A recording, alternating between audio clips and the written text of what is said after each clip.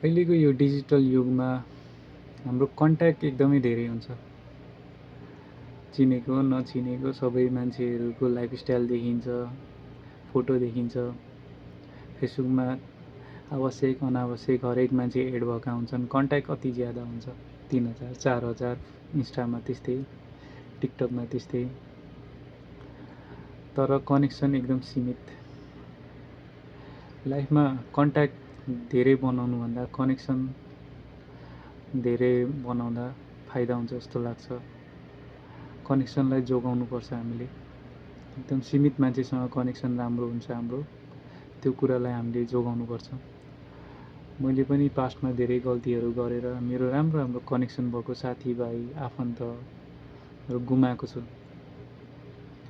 हामी कन्ट्याक्टलाई खुसी पार्नेतिर लाग्छौँ, फोटो पोस्ट गर्ने, भिडियो बनाउने, तर हाम्रो लाइफमा इम्पोर्टेन्ट भनेको कनेक्सन हो।